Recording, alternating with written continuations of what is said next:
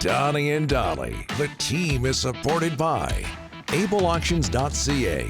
Closing your business? We can help.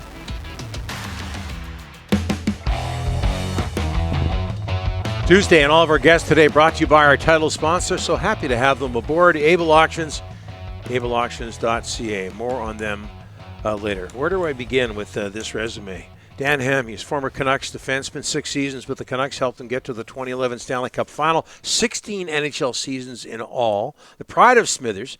He's going to be inducted into the BC Hockey Hall of Fame July 12th in Penticton at the South Okanagan Event Center. Also the co-owner of the Prince George Cougars, the team he played junior hockey with. Drafted 12th overall by Nashville in 2001. And Dan joins us now. Dan, thanks for doing this, sir. How are you? I'm doing well. Thanks, guys. How are you guys doing? Good. Very well. I think I asked you this the last time you were on, but for people who missed it, just your reaction to getting into the BC Hockey Hall of Fame. Well, it's a pretty cool honor to be asked to be a part of that. There's so many great hockey people, players and builders that have been inducted over the years. And yeah, it's quite an honor to have I don't know what you call it, a trophy case or a case, and have my name up beside some of those names. How did it start for you up there in Smithers, Dan, playing hockey? At 4 years old, is that when you started? Yeah, I started quite young, like a lot of Canadian kids did. It was just what we did. The arena was a block from our house, so it was easy to get back and forth. And played all my minor hockey in Smithers, spent a ton of time at the rink trying to score extra ice time, helping the Zamboni driver, and getting out there every chance I could. And I just remember as a kid, if I wasn't on the ice at the arena, it was in the driveway, on the road, outdoor rink. And you know, I think the thing I look back on that was kind of cool is it was never really with a focus to, I need to do this to make it to the NHL. It was just this raw, organic love of the game. That's what I wanted to do as a kid. And so I spent a ton of time out there, put all those hours in, and I guess it ended up paying off. It got me a chance to play junior with Prince George and then on to the NHL. So what goes through your mind with all that in mind? What goes through your mind these days when you hear about academies, year-round hockey, that sort of thing? Yeah, well, the landscape certainly has shifted. Hockey's different now for the youth, and you know, these academies provide some great programs of skill development and competition for these kids. And I think it's you know, it's really helping our World Junior programs, helping our junior, the product that's going to the NHL. On the flip side of it, I do have concerns about just the financial barriers that it has to get in these academies.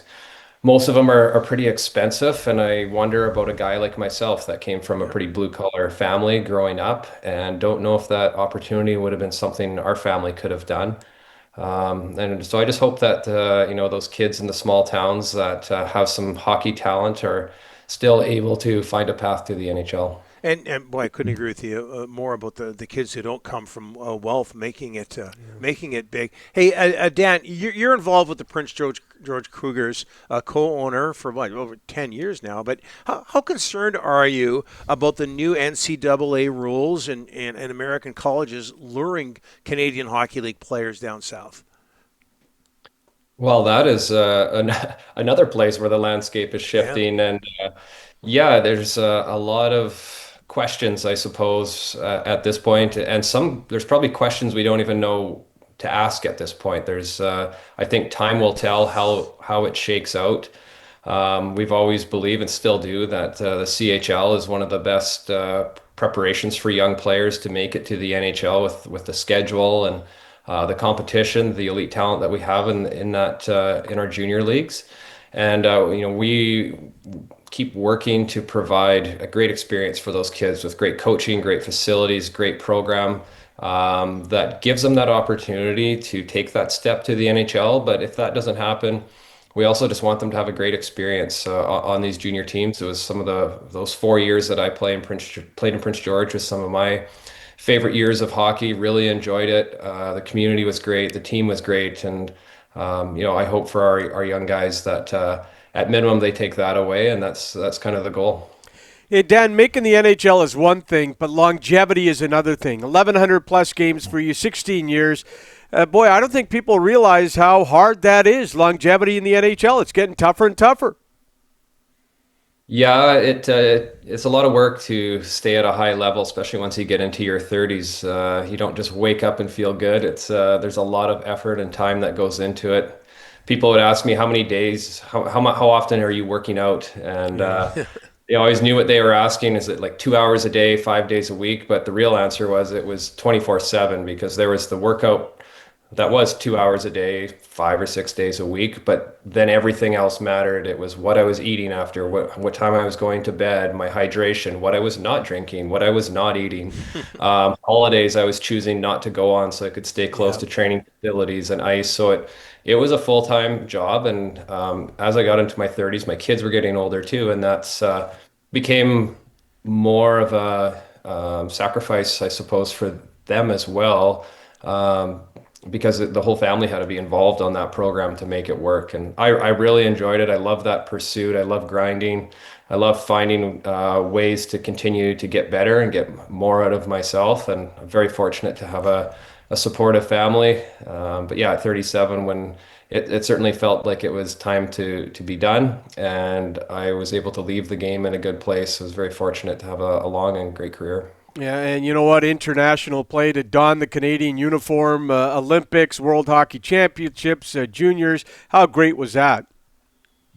Yeah, that would really added a lot of color and to my career. I mean, I was able to put that jersey on 9 times, and every time it was special. It never got old, starting with two World Junior experiences, 6 World Championships, and then the Olympics, and made so many friends along the way. And it also, I think, it really helped my game, my understanding of hockey. You go to those events, you're with some of the best coaches, and there's the head coach, but then you get the assistant coaches who bring their power play stuff and their penalty kill things and how they coach, how they run video, and you just learn so much at those tournaments. You get and yeah, getting to know those other guys, and then throughout the year, you go to the opposing rinks or other teams come to us, and 4 or 5 guys on each team, and yeah, it just makes it a lot for a really enjoyable. I think it added a lot to my career. Former Canuck alumni, you know what? How tough was that year watching this season, Dan? The Miller Pedersen feud, Miller gets traded, no playoffs, a lot of drama. How tough was that? Yeah, it's too bad to see. I mean, you want to see, it's always fun to see a team play at its full potential. I mean, I do some youth soccer coaching, and those are the best days when you see your team playing to their full potential. Yeah. And even at such a small level as that. And I think that carries right over to pro hockey. And my experience when I was a player, those were the best days when you knew you were playing at your full potential. And yeah, it was a tough year. I think there's a lot of distractions there with the team, and probably didn't reach the potential or the expectations that they had for themselves in that room. And yeah, hopefully they can get this thing turned around. There's certainly a passionate fan base in Vancouver that wants to see this team win or at least compete in the playoffs every year. So it'd be great to see things turn around quick. What led you to coaching soccer? Well, my daughters play. That's the reason right there. Enough said. And you're I think believe last time we had you, you're still in Smithers. Is that right? Yeah, we are in Smithers and really enjoying our lifestyle up here. Well, you don't have to explain it to Rick and I. We both spent a lot of time up north at the starts of our career in Dawson Creek at Fort St. John. We love Northern Canada. Hey, Dan, I got to ask, I know you didn't play against them as much as you would have liked to, but back in 2011, Stanley Cup final, Brad Marchand played for the Boston Bruins. Well, just your opinion or your thoughts on watching him right now doing what he's doing at the age of 37 for Florida. Yeah, it's impressive. I mean, you look at him and Perry, kind of put them in the same bucket. Like these are two guys that did whatever it took to break into the league, as annoying as it was in a lot of games to play against them. And through their career, they did whatever it took to win. And now at 37 and 40 years old, they're doing whatever it takes to stay in the league and still win. Like it's really impressive whether they're on the team you're cheering for or against. It's hard not to respect them. And I certainly have a deep sense of appreciation for what they're doing because, I played at 37 and know how hard that is to be able to do that and to see them not only just playing in the Stanley Cup final, but they're kind of leading the charge and have big roles on the team, bringing it every night. Yeah, it's hard not to cheer for the old guys no matter what team they play for. I find myself having a soft spot for them and enjoying the success that they're both having. And when you watch the hockey these days, and the hockey was so good back in 2011 when the Canucks made their run, but when you watch the hockey these days, it's there's so much talent out there and so much speed. Dan, what goes through your mind? Yeah, it's amazing. I mean, at this time of year, the game, it's just so fast. And you look at all four lines have incredible speed, incredible talent. I mean, you can't take a second off out there. That puck's in the back of the net. It's such a fine line between winning and losing. And, this series really shows it. There's two amazing teams going at it. I hope it goes another couple games just for the fact to watch two more games of the Stanley Cup final. Couldn't agree more. Dan, this has been great. Congrats on the BC Hockey Hall of Fame. Thank you so much. Thanks, guys. Yeah, looking forward to the induction. July 12th should be a fun night down there in Penticton. Thank you. Thanks. Dan Hamhuis, a former Canuck, former NHL defenseman. You mentioned something that I didn't mention in the lead up to that interview. 2014 gold medalist. At the Sochi Olympics. Yeah, he was there. And Donnie, no bantam draft for him. And you and I have been through it. But all those kids out there that don't go in the bantam draft, the world doesn't end. He's proof. He walked onto the Prince George Cougars, Donnie. Just walked on. And look what great career.